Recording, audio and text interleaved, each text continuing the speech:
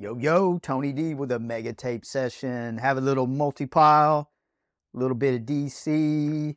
Yeah, I think it's just DC, a couple of Image. One Dark Horse, so it's a multi-pile. Get into it. First one, Crisis on Infinite Earth. I have the whole 1 through 12. I bought it in foil. I just did it because this series, I loved it.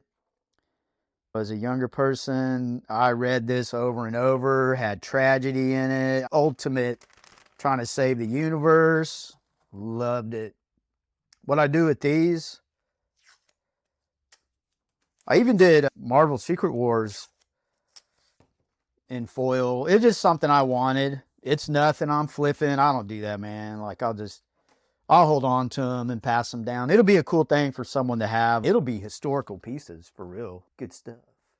New Gods, number 4. This one is excellent. Kegel bringing the art. Ram V bringing the word. One thing I noticed in this, I'll just share it with you real quick, is when Kegel, I mean, your eye cannot help but do the dance, man. Just checking out the intricacies. He is so good. But what I noticed was when I'm looking at stuff like that, I get lost in the artwork to a point where I'll be reading and I'm not retaining, if that makes sense. I don't know if there's a technical word for that.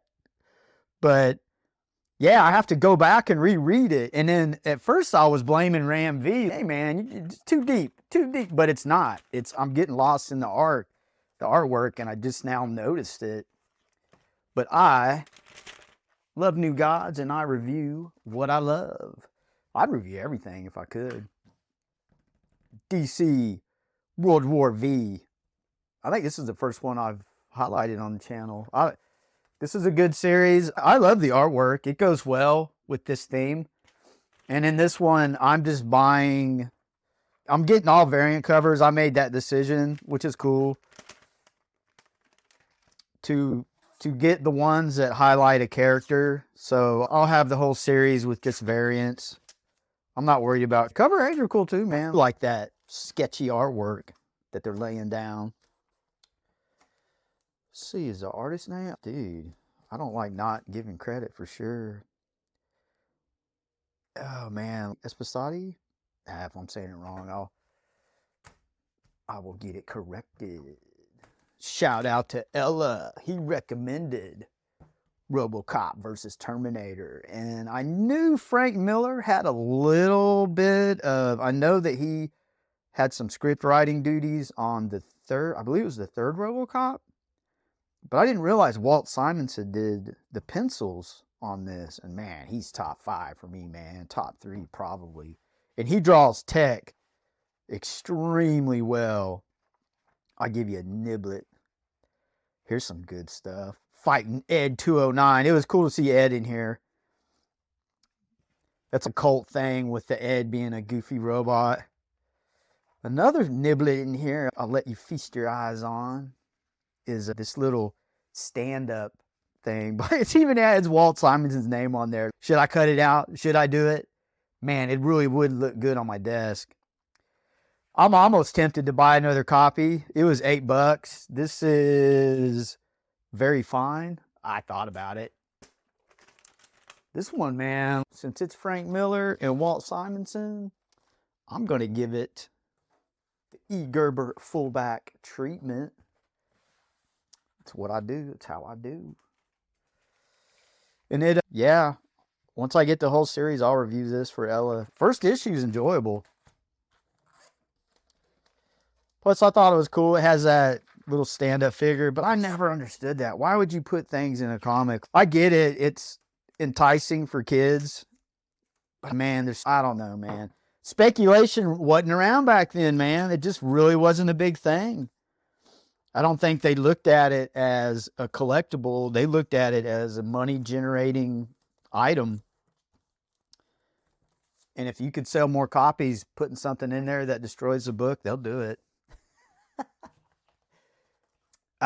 Lois Lane, controversial cover. This one, man, I didn't think about putting it in, but I'm doing it, man. It's things I buy. The channel's about me sharing. and my inner thoughts about things. And one thing, I do buy controversial covers, but back in 1972, this was a run-of-the-mill spinner rack. A kid with a quarter just picked this up and think nothing of it. But nowadays, yeah, it's controversial now. There's two kinds of controversial covers, I believe. It's one that's controversial on first release, and then one that the time and vibe of society creates a controversy as we move on. But if you really get in here, the intent's not bad. The story's really a campy, it's got that campiness. Yeah, this is funny. There's some fun stuff in here. I check her out. It's really empowering they're taking care of business. But yeah, look at that, whack. If you get past the cover and get into the book, they're taking care of dudes. The cover, that's just your typical damsel in distress back in the 70s, late 60s. But yeah, the intent is not to create controversy, it's to share and have fun, man. Comics reflect our society. And that's a good thing, I think. Sometimes you got to talk about things, you know what I'm saying? But this one goes, I call it my oddity file. I have a bunch. One day I'll highlight that whole thing, but yeah, I was thinking, man, don't show this one. I was like, dude, you're like censoring yourself for no reason, because the intent is not bad. There's absolutely zero bad intent. So I'll share it, man. I bet you other people have controversial covers that, they collect. Sometimes, even if there's a negative connotation, we've got to save and preserve these things. You have to have your history. You just have to. So there you go, man. Lois, she kicks butt in that book, man. Read it for that, if anything.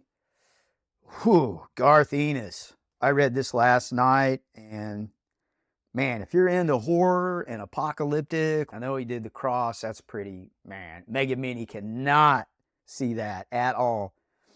This one, I'll just give you, I'm not going to show, there's a lot of mature content. I'm not going to show that because I don't want Mega Mini to see it. Every child a year and younger just turns into an adult overnight. And it is a unique take on the apocalyptic. You really think about the cross, zombies, things of that nature. And it just, what a unique thing. Every kid turns into adult. And think about this. It creates an apocalyptic start because they have the mind of a 1-year-old, but the body of an adult. No coordination. Their mind is still a child. They're running through glass, things of that nature. They're attacking people, but they're not. They're wanting to be held and things like that. And it creates just, oh man, it's horrific when it starts off, but the artwork matches. This cover was crazy, I thought. It's a unique idea, man, and that I'm searching for stuff like that. I saw this online, went ahead and purchased it. It's a one-shot. It's a good read. It's what a one-shot should be. There's some action scenes in here that you're just pretty intense, especially with the apocalyptic flavor. But they talk about when an apocalypse, this is the real weird thing or the reality of something like this. Of course, this wouldn't happen, or would it? Whenever something bad happens in the world, or there's an event like this, you're going to go straight to your kids because you love your kids, and you're going to go to the ones you want to protect. And these people are going straight to the problem. Brilliant work by Garth Ennis. Love it. I have special bags and boards. I did have E. Gerber does make boards for these, but I only have my BCWs. So I give 2 there.